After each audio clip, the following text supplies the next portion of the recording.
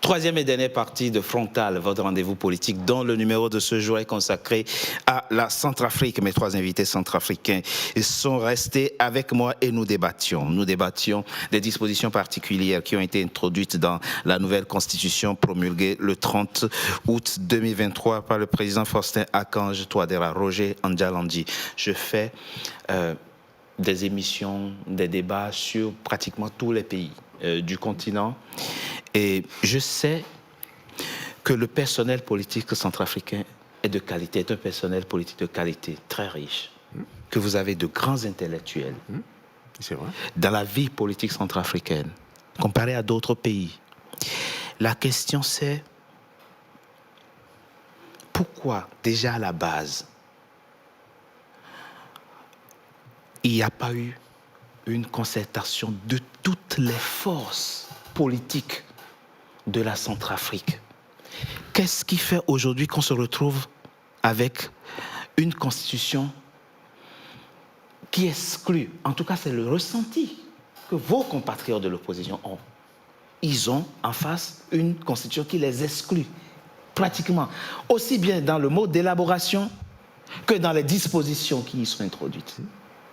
Comment vous expliquez ça? Alors que vous avez autant de richesses, autant de personnes, de compétences dont la Centrafrique a besoin. Qu'est-ce qui s'est passé?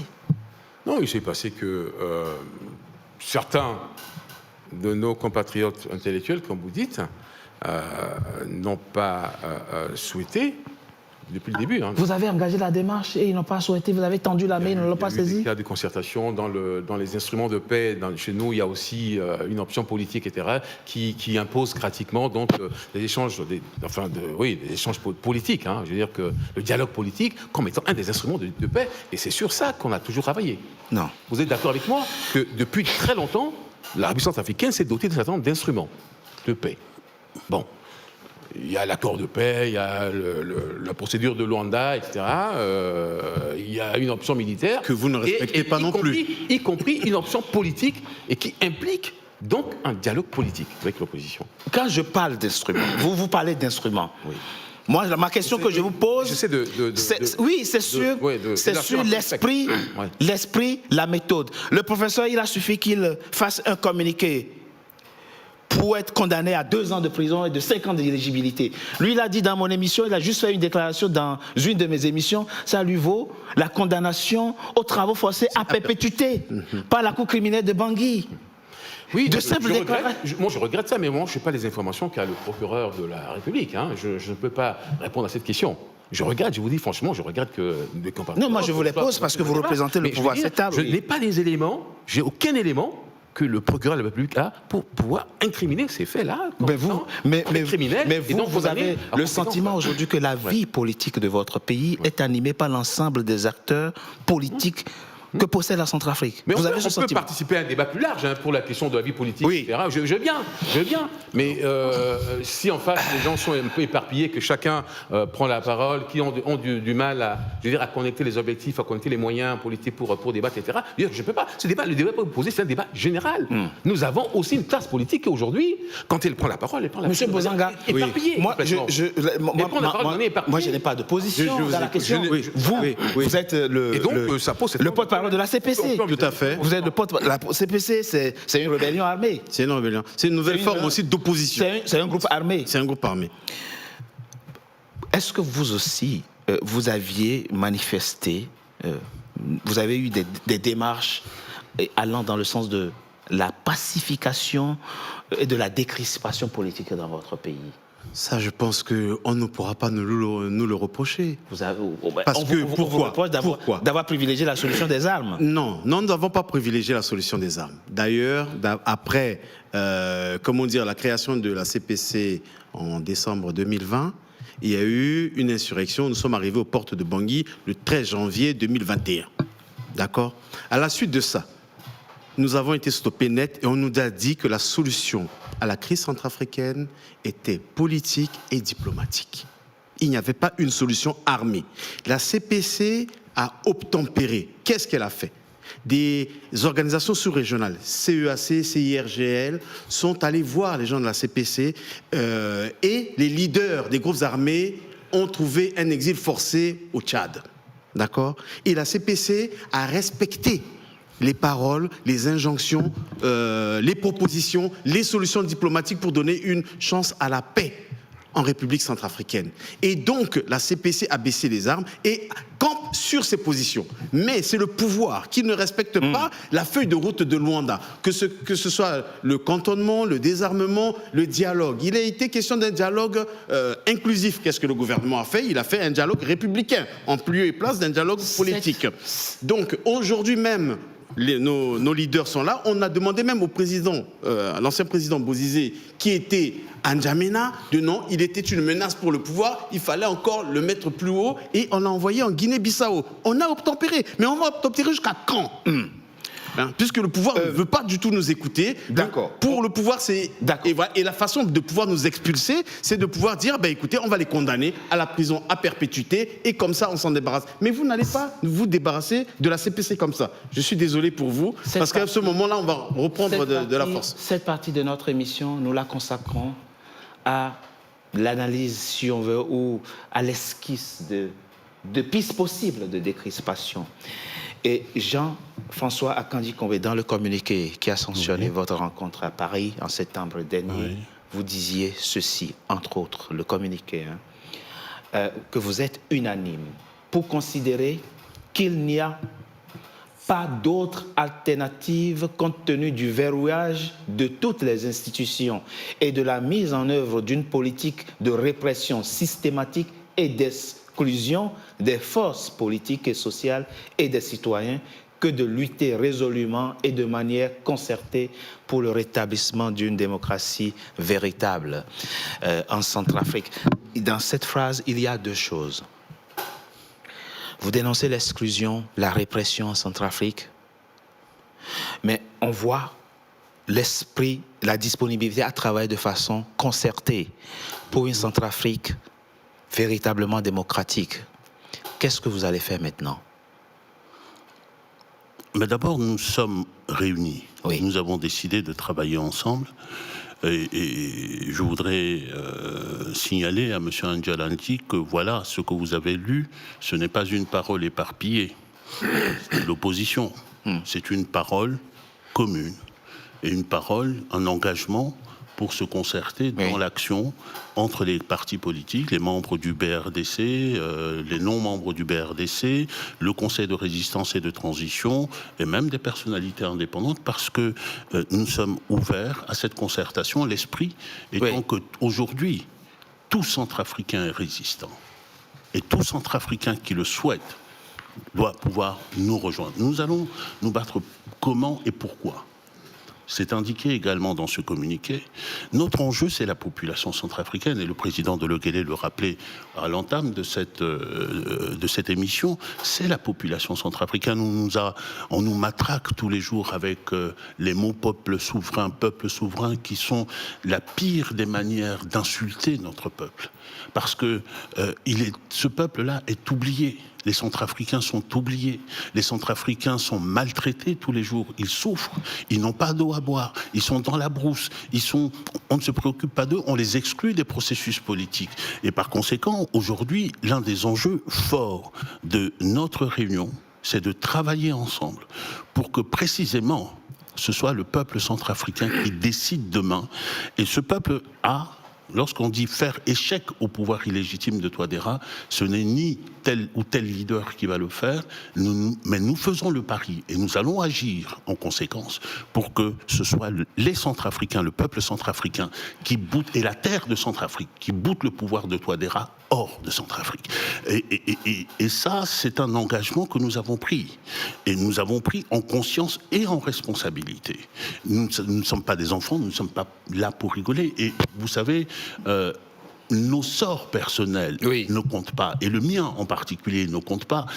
J'ai la douleur qu'a toute personne à qui on a interdit la terre de ses ancêtres, et qui a des parents qui sont proches de la tombe, et qui a sa terre qu'il ne peut plus voir. J'ai cette douleur-là, mais nous sommes ici pour nous battre précisément pour que chaque Centrafricain qui le souhaite revienne sur sa terre. Chez lui. Reviennent sur sa terre, et reviennent sur sa terre en étant maître de cette terre, parce que cette constitution, vous l'avez relevé tout à l'heure, il y a des enjeux de pouvoir, de captation de pouvoir par un tout petit nombre qui considèrent qu'ils sont plus centrafricains que tous les autres centrafricains, mais il y a aussi un autre enjeu, qui est l'enjeu du bradage du pays. Le pays aujourd'hui, il a été vendu. Il est vendu à des forces diverses et variées.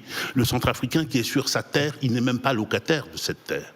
Notre terre ne nous appartient plus. Il faut renverser la table là-dessus. Et donc, nous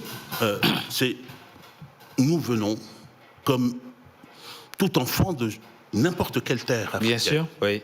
En disant aujourd'hui, cette terre est nôtre. Nous sommes accueillants. Venez vers nous. Mais vous ne venez pas pour nous déposséder. Et aujourd'hui, nous sommes devenus une terra incognita, c'est-à-dire une terre des étrangers, des Wagner, d'autres puissances. Oui. On fera une émission spéciale pour faire le bilan de la présence de Wagner dans votre pays. Juste pour conclure, sur les méthodes d'action, ne nous en veuillez pas de ne pas pouvoir vous le dire. Lorsqu'on est dans un pouvoir dictatorial et répressif comme celui-ci, annoncer ces méthodes d'action, c'est mettre en danger de mort des compatriotes. Et nous sommes des êtres responsables. Nous voulons réussir la résistance. Dans un cadre légal. Oui, bien sûr. Oui. Mais nous voulons réussir la résistance. Mais que tous les résistants se retrouvent après pour construire la République. Roger Andjalandi, dans ce qu'a dit le professeur, il y a un point très important que je relève. Et je vous pose la question en tant que Centrafricain. Que des compatriotes en soient à ne plus être autorisés à rentrer sur leur terre, dans leur propre pays, voir leurs parents, enterrer leurs parents. Vous comprenez que ça peut être dur à vivre, surtout quand on n'a rien fait, à pas avoir une opinion différente.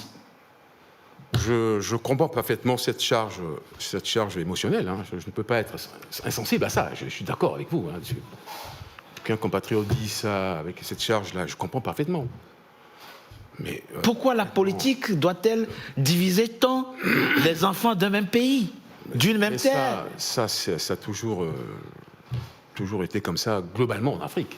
On ne peut pas refaire le monde ici. Hein, vous êtes d'accord avec moi? Oui, mais il faut changer. Il faut changer. Vous avez la possibilité. C'est même pas difficile de changer. On en a discuté. Lui, il ne peut plus rentrer. Il a pris travaux forcés à perpétuité. Il ne peut plus rentrer en Centrafrique, lui. Le professeur, pareil, le jouit même. Et puis à Bangui, d'abord, il jouit même plus de tous ses droits, puisqu'il a été déchu de ses droits civils et politiques. Condamné à 2 ans pour un simple communiqué. On a le droit de critiquer. Vous insistez, mais on est là aussi en partie pour. Oui, bien sûr, oui. Pour la raison. Hein, oui, pour nos raisons. Moi je veux dire, vous êtes porteur aussi d'un message. Voilà, c'est un peu ça. Il y a un rationnel dans tout ça, mais bien sûr. Là, vous chargez un peu le débat. Non, excusez-moi. Moi, ça me gêne un peu. Moi, ça me gêne un peu. Non. Mais ce que je voulais juste rajouter, c'est quoi? C'est que en fait, c'est nous, depuis peut-être 1960 jusqu'à, sauf la parenthèse Bokassa, où il y a eu un empire, nous avons eu des constitutions. Et ces constitutions ont toujours privilégié le pouvoir présidentiel. Et le pouvoir présidentiel fait qu'un seul homme concentre tous les pouvoirs entre ses mains. Et voilà pourquoi il y a tous ces débats. Il faut changer le régime. Non, il faut changer le régime. Il faut changer, il faut penser. Je pense qu'après plus de 60 ans d'exercice de pouvoir présidentiel, pourquoi ne pas essayer un autre? La forme du pouvoir pose le régime du pouvoir pose la nature du régime, l'État même, hein, la structure de l'État pose aussi problème. La forme de l'État et le régime aussi pose problème. Je pense que dans les constitutions, il ne faut pas simplement mettre des verrous à gauche, à droite et voir ce qui convient. Je vais vous dire quelque chose. Qu'est-ce qui a fait qu'aujourd'hui nous soyons là ou qu'il y ait des rébellions? Les rébellions sont venues, ah oui, parce que telle région a dit que, ah ben non, nous sommes abandonnés. Nous n'avons pas de structure scolaire, il n'y a pas de route, il n'y a pas de développement d'infrastructures, etc. Et donc, comme c'est comme ça, on va s'attaquer au pouvoir central. Mais dans ce cas, pourquoi ne pas essayer une autre forme? Décentralisation ou même fédéralisme. Ou même une fédéralisme. Voilà, le fédéralisme. Chacun comme ça. Et puis, comme encore l'être humain et surtout africain est avide de pouvoir, ben, on fait un État fédéral, vous êtes chez vous, vous avez une assemblée, vous avez un gouvernement et vous êtes autonome financièrement et vous pouvez donc occuper les sièges. Il n'y a qu'un seul poste de président de la République. Mais il peut y avoir plusieurs postes de gouverneurs, il peut y avoir plusieurs postes de parlementaires. Et ensuite, développer vos régions. Au niveau fédéral, on régule un peu les choses. Notamment la question des je pense qu'il faut voir vraiment le problème, c'est-à-dire qu'il faut prendre du recul. C'est une réflexion, bien sûr. Il faut prendre du recul et proposer quelque chose de centrafricain. Deuxièmement, la jeunesse est abandonnée. La femme centrafricaine, c'est une femme. Pourquoi la parité n'est pas, par exemple, mise en avant? On oublie les femmes dans ce que nous faisons. On oublie la jeunesse dans ce que nous faisons. Ce n'est pas bien. Il faut que toute cette société centrafricaine soit là. Parce qu'il faut aussi un contre-pouvoir. Moi, je serais d'accord. Regardez aujourd'hui, la société centrafricaine, la société civile s'est réveillée. Et elle est de plusieurs ordres. Il y a les 12 apôtres, il y a même le CRT qui fait partie de la truc. Mais aujourd'hui, il faut qu'on institutionnalise la société civile. Il faut que, par exemple, elles soient inscrites dans la Constitution, en dur, et qu'elle a des droits pour compléter les articles 28 et 29 de l'ancienne Constitution de 2016.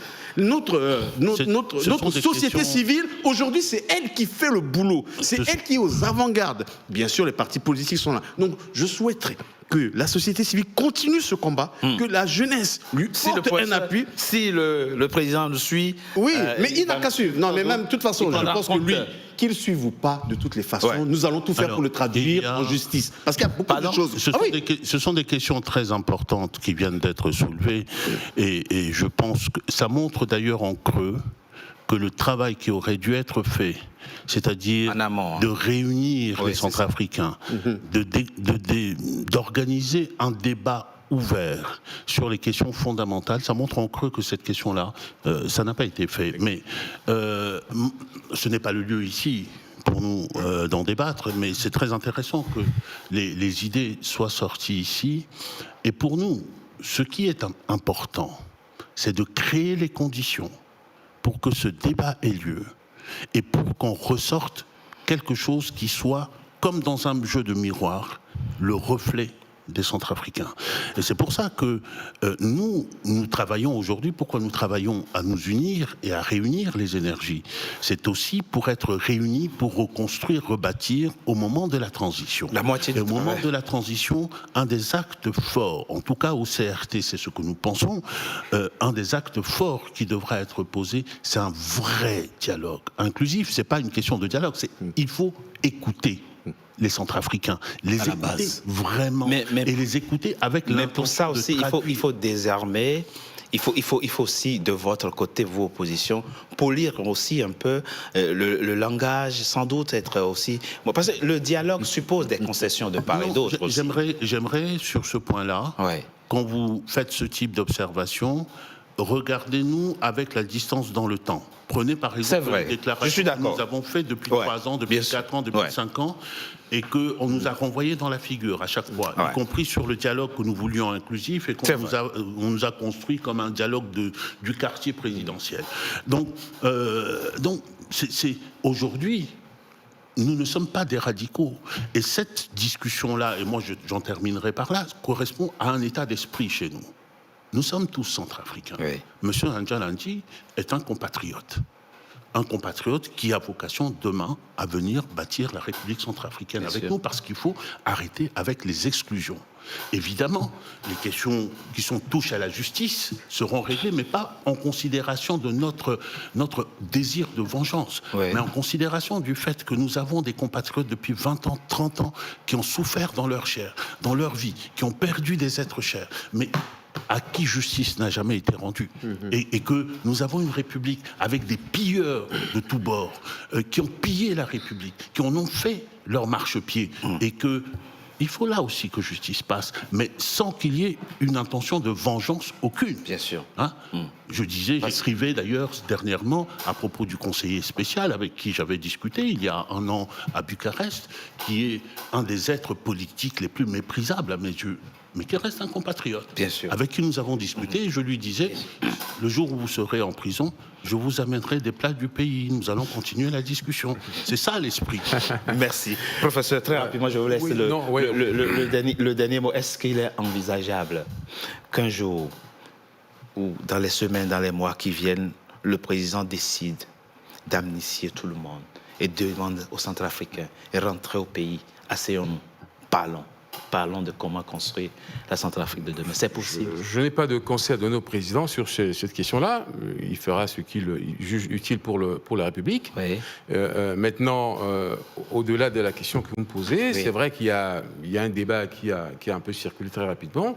Ce débat qui devait être structurant, finalement, au niveau des institutions, ces débats-là. Bon, je suis d'accord. Et que nous sommes tous d'accord que, mais de manière générale en Afrique, la plupart des institutions sont violentes. Bon, il y a une question de violence dans les institutions. On ne peut pas nier ces trucs-là. Comment des intellectuels peuvent se mettre ensemble pour purger cette violence-là en faisant des propositions C'est ça, bien sûr. Voilà, je pense que c'est un peu ça. Mais il faut créer le cadre et le contexte. Oui, c'est ça. Dans nos États africains, de manière générale, de la colonisation, ce sont des États unitaires. Donc, par conséquent, il y a une violence dans les États unitaires. C'est la critique que vous formulez là, c'est une critique des États unitaires. Moi, je suis entièrement d'accord là-dessus, mais on peut en discuter, mais ça, en tant que citoyen. Ça, bien sûr. Je ne suis pas là en tant que représentant de... Merci. Merci Roger Andjalandji. Intellectuels, politiques, etc. Mais ayons en ligne de mire le peuple centrafricain. Exactement. Le peuple centrafricain est fatigué. Le peuple centrafricain en a marre. Il faut que ce soit les politiques, les militaires, qu'on arrête tout ça. Effectivement, ces mesures d'apaisement que vous proposez sont les bienvenues pour que le peuple respire. Aujourd'hui, à la vue d'un seul homme, habillé en boubou, avec une kala, c'est la débandade dans la République centrafricaine. Un coup de feu, c'est la débandade. Mais les gens ont peur, c'est une psychose générale. Le régime actuel est un régime d'un terrorisme d'État sans pareil en République centrafricaine. Il faut que cela cesse d'une manière ou d'une autre. Et si je peux juste un mot terminé, puisque vous m'aviez dit tout à l'heure que l'opposition devait être ouverte aussi à la discussion, nous ne sommes pas des radicaux, nous ne sommes pas des jusqu'au-boutistes, nous sommes attachés à revenir à une situation apaisée dans notre pays. Il y a une condition essentielle qui se trouve entre les mains de M. Touadéra, qu'il arrête le processus, qu'il fasse machine arrière. Nous reprenons notre constitution de 2016 et nous avançons. Merci. Merci. Merci, professeur. Merci, c'est la fin, mesdames et messieurs, de Frontal, votre rendez-vous politique, dont le numéro de ce jour a été consacré à la Centrafrique. Je vous remercie d'avoir été nombreux à nous suivre. Vous pourrez suivre l'intégralité de ce débat sur www.nca-tv.com. Je répète, www.nca-tv.com. Merci à vous. Merci, Richard. C'est nous qui vous remercions.